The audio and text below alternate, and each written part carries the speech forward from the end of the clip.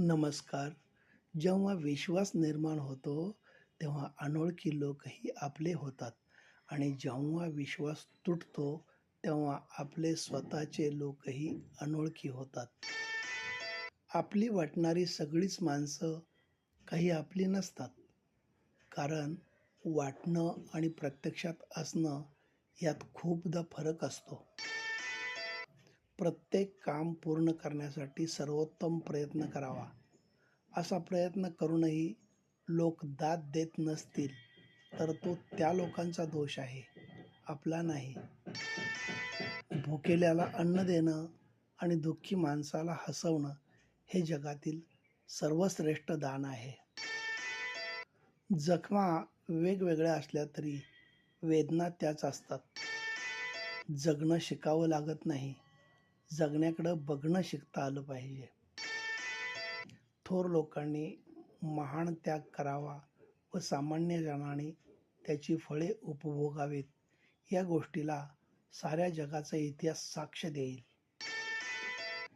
आपल्या स्वतःच्या हितासाठी जर आपण सर्वस्वाचा त्याग केला, तर तो कसला त्याग? जगाच्या कल्याणासाठी स्वतःच्या हितावर देखील पाणी सोडण्याची आपली तयारी असली पाहिजे. आपण स्वतः स्वयंभू आणि एकमेवाद्वितीय आहोत हे लक्षात घेतलं पाहिजे. आपल्या ठिकाणी जर ज्वलंत श्रद्धा असेल, सर्व विजय प्रेम असेल, सर्व शक्तिमान पवित्र मन असेल, तर अल्पकाळातच आपल्याला यश मिळेल याची खात्री बाळगली पाहिजे. खरं नातं हे जुन्या पुस्तकासारखं असतं.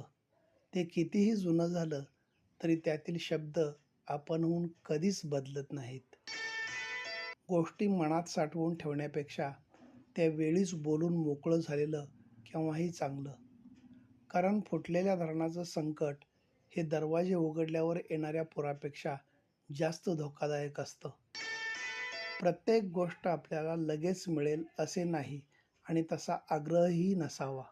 काही गोष्टी मिळायला वेळ लागतो किंवा कधीकधी कुठली गोष्ट मिळतही नाही. त्याकरिता मनावर संयम ठेवणं गरजेचं आहे. धन्यवाद.